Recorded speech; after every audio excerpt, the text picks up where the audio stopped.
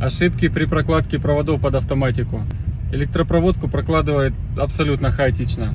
Мастер, который это делает, вообще не понимает, какой провод, какую функцию должен нести, сколько там жил должно быть, какая нагрузка у каждого провода. Делают это в местах, не понимая, где будут вообще сами подключения к приводам. И по факту получается куча торчащих проводов, никакой скрытой проводки, да еще и сами провода, половина вообще не подходят по их назначению. Ну и как факт опять переделка, куча нервов, опять затраченные средства. Вот и результат.